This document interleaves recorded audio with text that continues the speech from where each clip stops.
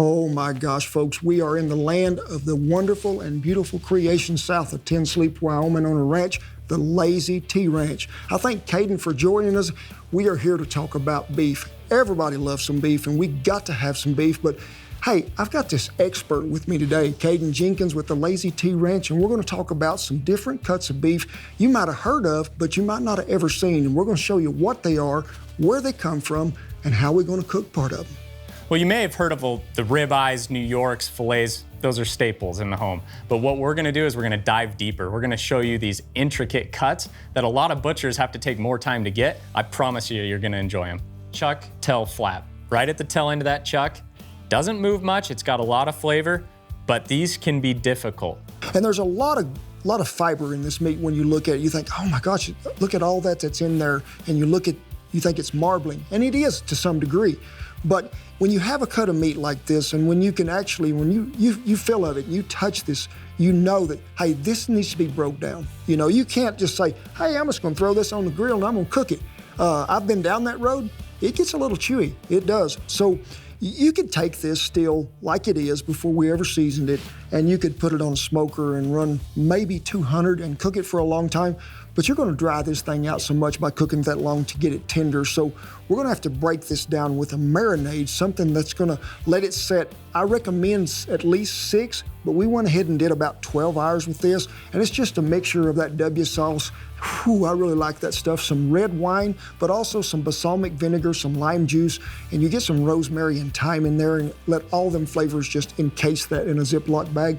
But also bring this out, let it come to room temperature before we cook it, and we're gonna throw it on the grill, and we're gonna grill it till it's about 115, 110, and then we're gonna take it off, let it rest a minute. We're gonna eat it, and you ain't gonna have to chew it. It's gonna melt in your mouth. Show them what that marinade did. Show them how. I mean, you can see this is so tender. This looks, I mean, if you was just like, hey, that's a New York strip, you know, because it has broke this down so much. And we're not ever trying to cover up the flavor of beef by what we're doing to it. We're trying to enhance the flavor that we're gonna bring about. So we're gonna season this lightly with a blend, and we'll throw it on that grill, and woo, I can hardly wait. Hot fire, don't take long. I love this sound that's fixing to happen. That sound right there. It is called the sizzle effect. I mean, it'll make everybody hungry. And folks, when you're grilling this, people say, oh, you can't turn that steak. You know, you can't. I have turned steaks so many times that they get dizzy for me checking them, because when I'm cooking really on an open fire, there's no set temperature. Most of the time I try to keep a really hot zone and then one that's not quite as hot.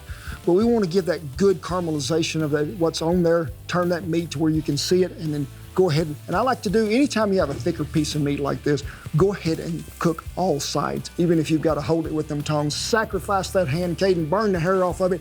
I know it's going to work, my friend. I can't express enough, seriously, how tender this has become just from that marinade. So when you first take it out, it may be a little bit tough, but don't get discouraged. You marinate it just like Kent did, and you're going to turn out with something just like this.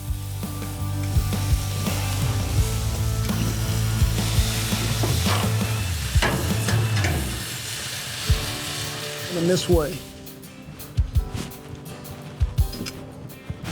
Our hard work and persistence has paid off. When you get that smoke flavor, and really when I'm doing beef, if I'm gonna add smoke to it, I really love to use some cherry, some oak. You know, mesquite can be a little overpowering, pecan, something like that.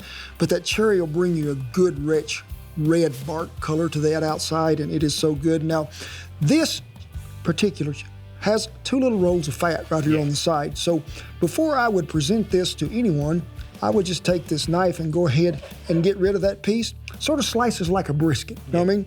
But then when you turn this around and you can see, that's sort of the color we're after right there. That's what I wanted to see come out of there. And let's just see if there's any juice in here.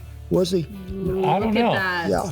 You know, and that's what that marinade is really going to bring when you bring this together on a piece of steak that is really coarse. I'm not going to say tough, but coarse. And it's like reverse osmosis, because That's a fancy word. Yes, it is. When that is bringing that seasoning and all that flavor up to the top, and then it's reabsorbed through that acid that's bringing it back down. We got the grain going here. So we're going to slice here, and I'm going to keep this pretty thin because I think that's the way I would prefer to eat it. And if you'd like to slice that back in half again as you go, you could sure do that. But if you didn't know where this come from and you were slicing this, people thinking, well, he didn't hardly cook that brisket quite long enough. You know, that's sort of the slicing that you're getting here. You almost get some resemblance of tri-tip. Yes, it's got, because to me the flavor is very similar to tri-tip off this, and you sort of cook it the same. Yeah. You know, sure, I don't marinate a tri-tip. I have, but I am going to smoke them so long before I let them see a hot fire. So, my friend, it has been an honor to cook with you. So I'm going to have this bite, and you're going to have that one. You got to get the juices. Oh, it's got plenty in there. So tender from what we started out with. Okay, trust me, guys, I have cooked chuck tail flap, and that's why I requested for Kent to come out, because I have been having my butt handed to me with this, and I can tell you what, this is the most tender that I have ever had, and some of the juiciest. Lazy T beef, Kent Rollins, it was meant to be. Hey, brother, it is my pleasure, because that's what it's about, is good beef.